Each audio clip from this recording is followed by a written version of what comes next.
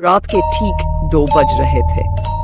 शहर से बहुत दूर जंगल के बीच एक पुरानी सड़क सांप की तरह बल खाती हुई एक वीरान घाट की तरफ जाती थी। लोग इसे काली घाट कहते थे। दिन में भी वहां जाने से कतराते थे और रात को तो कोई इस रास्ते का नाम भी नहीं लेता था। कहा जाता था कि इस घाट पर एक औरत की रूह भटकती है, जिसके पांव जमीन को नहीं छूते, जिसकी आंखों में जलता हुआ गुस्सा है और जो हर रात किसी न किसी मुसाफिर को रोक लेती है। इस रात अरफान अपनी बाइक पर अकेला से सड़क से गुजर रहा था। वो शहर में काम करके गांव वापस लौट रहा था। मोबाइल की बैटरी खत्म हो चुकी थी, पेट्रोल भी कम था और हल्की बारिश सड़क पर पड़कर अजीब सी चमक पैदा कर रही थी। जंगल की खामोशियां इतनी गहरी थी कि अरफान को अपनी सांसों की आवाज तक सुनाई दे रही थी। अचानक बाइक झटका खाकर बंद हो गई। अरफान ने कई बार किक मारी, मगर इंजन ने जैसे हमेशा के लिए खामोशी ओढ़ ली हो। इसने उधर उधर देखा, दूर दूर तक कोई रोशनी नहीं, कोई घर नहीं, कोई आदमी नहीं। तभी हवा में एक मधुर सी आवाज गूंजी, बेटा जरा रुक जा।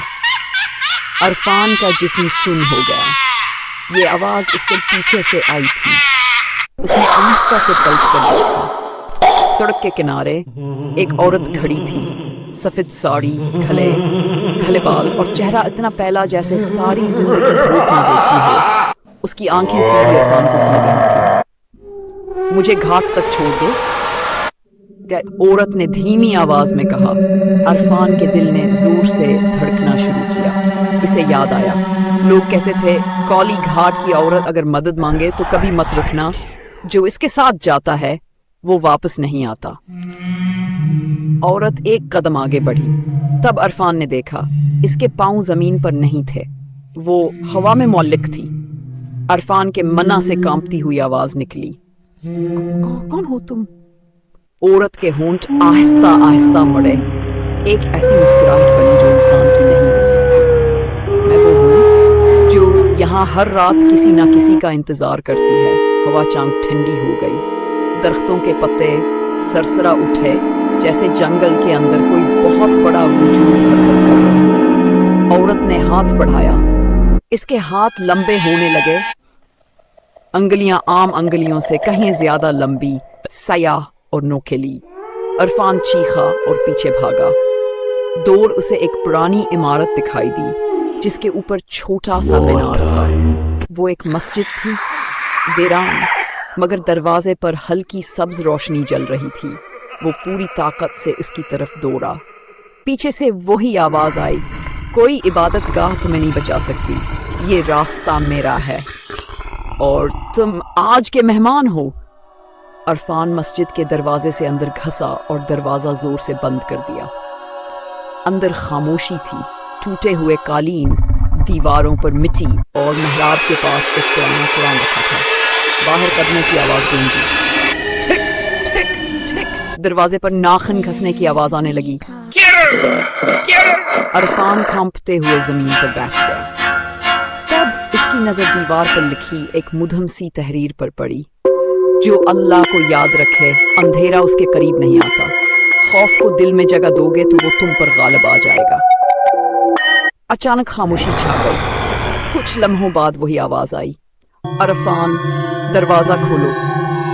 अरफान का दिल रखने को हो गया। इसने कभी अपना नाम नहीं बताया था। दरवाजे के नीचे से सयाह धवां अंदर सरकने लगा। वो जमीन पर रेंगता हुआ अरफान के पैरों की तरफ बढ़ा। धवां आहिस्ता आहिस्ता शक्ल लेने लगा। एक औरत की सूरत, वही सफेद साड़ी, वही जलती आंखें। वो अब मस्जिद के अंदर थी। मैं यहाँ 50 वर्ष से खड़ी हूँ। हर रात इसी वक्त इसका चेहरा जलने लगा, गोश्त स्याह होता गया।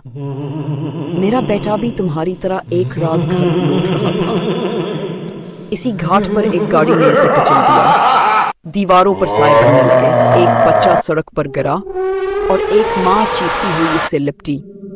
मैंने इंसाफ मांगा, किसी ने नहीं दिया। तब मैंने खुद को इसी घाट पर जला लिया। वो अरफान के करीब आ गई। अब जो भी यहाँ से गुजरता है वो मेरा हो जाता है। अरफान ने आंखें बंद कर लीं, इसके होंठ कपकपाए। या अल्लाह। इसी लम्हे मस्जिद के अंदर हल्की सी गूंज फैल गई, जैसे फजा खुद जिक्र करने लगी हो। अल्लाह अकबर, अल्लाह अकबर।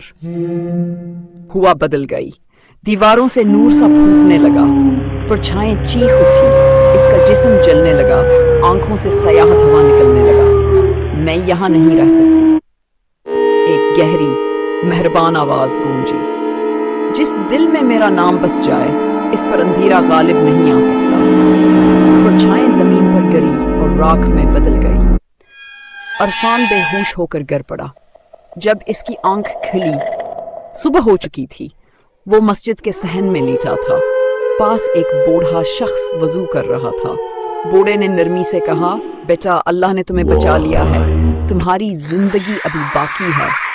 अरफान ने अपनी कलाई देखी। वो सियाह निशान अब बहुत हल्का हो चुका था और हवा में एक आखिरी सरगोशी तैर रही थी। जिसे अल्लाह बचा ले, इसे कोई साया छू नहीं सकता। सब्सक्राइब कर लो यार।